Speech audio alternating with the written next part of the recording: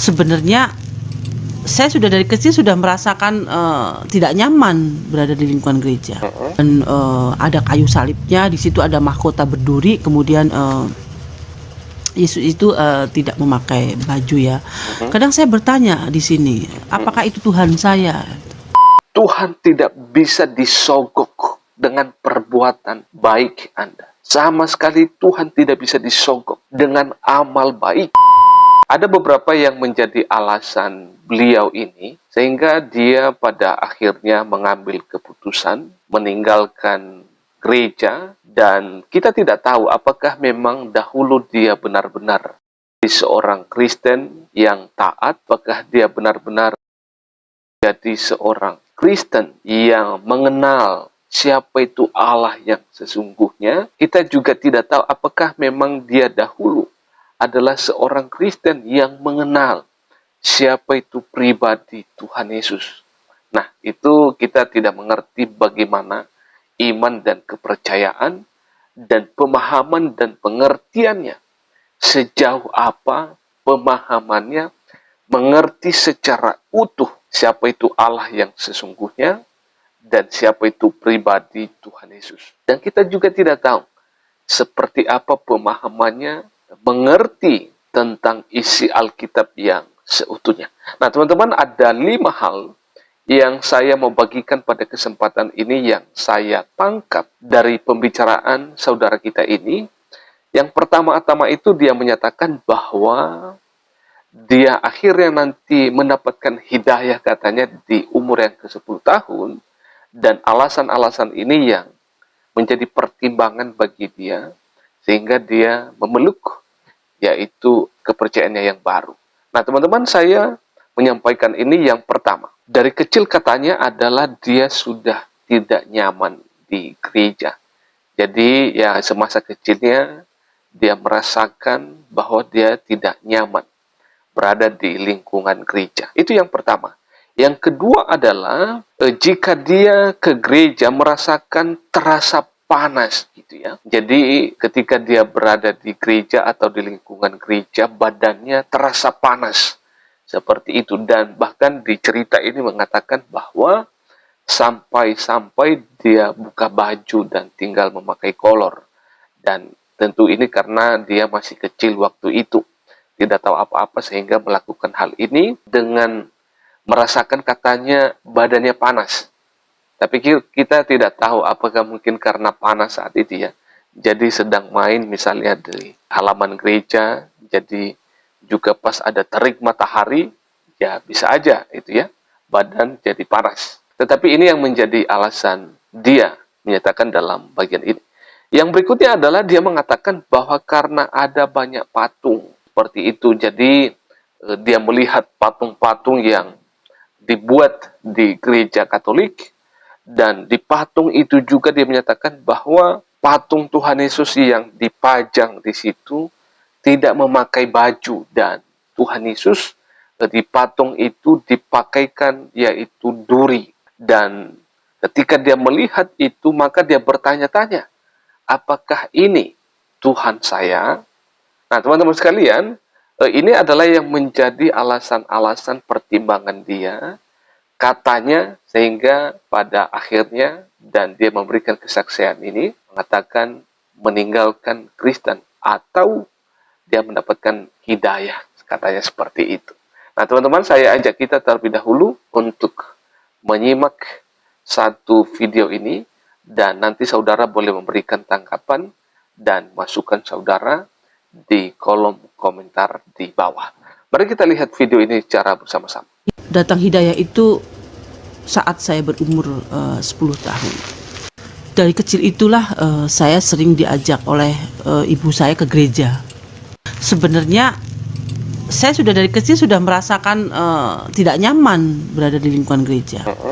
Ketika ibu saya mengajak saya ke gereja, saya selalu bertanya-tanya. Ketika saya masuk ke gereja itu, saya bertanya-tanya, kenapa banyak patung-patung besar gitu. Itu patung Yesus Kristus itu besar-besar sekali. Dan ada kayu salibnya, di situ ada mahkota berduri, kemudian Yesus itu tidak memakai baju ya.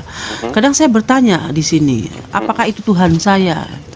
kenapa Tuhan saya tidak memakai baju dan kenapa Mm-mm. Tuhan saya memakai mahkota berduri. Mm-mm. Itu waktu kecil ya, waktu umur 5 tahun, 5 tahun, 6 tahun, 7 tahun. Itu kan gereja itu saya sering keluar gereja.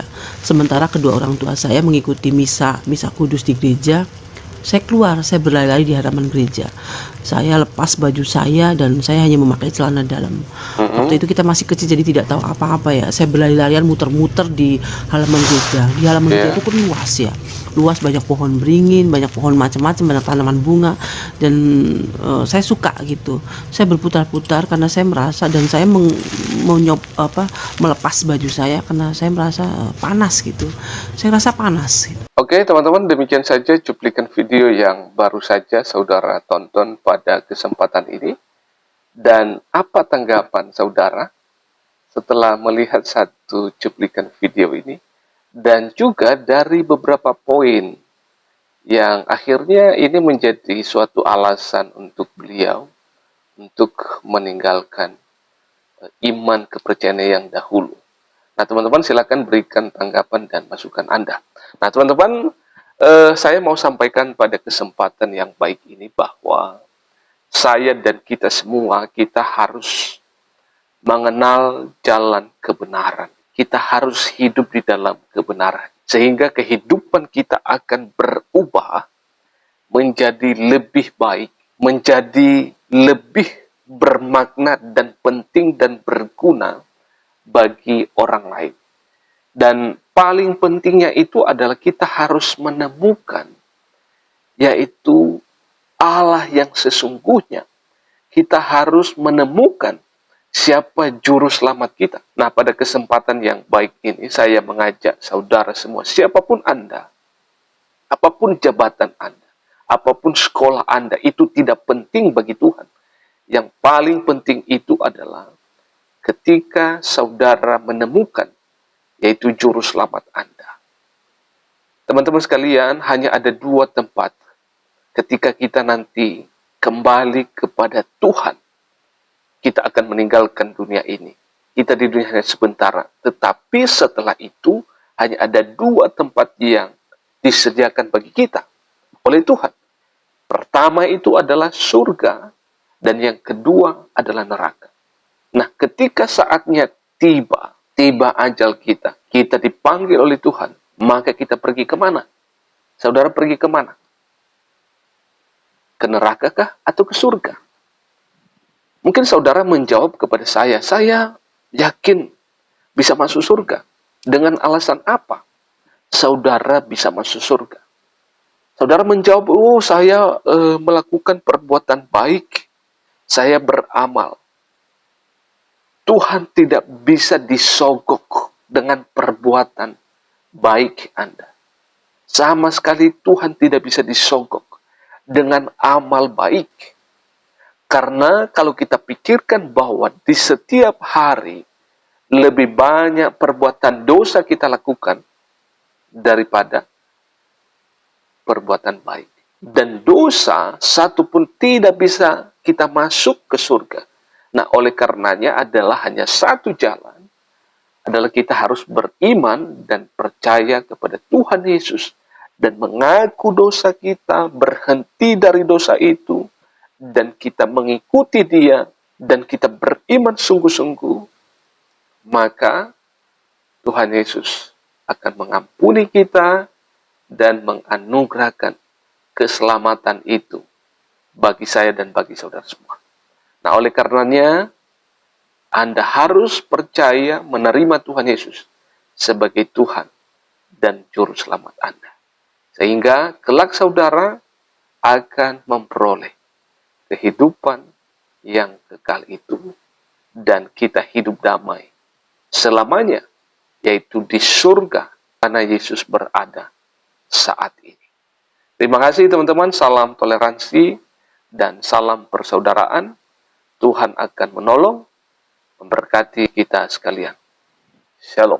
Teman-teman silakan ikuti media sosial ini dan jangan lupa untuk like, komen, dan bagikan tayangan ini supaya menjadi informasi bermanfaat bagi teman-teman di luar sana yang belum mengetahui hal ini.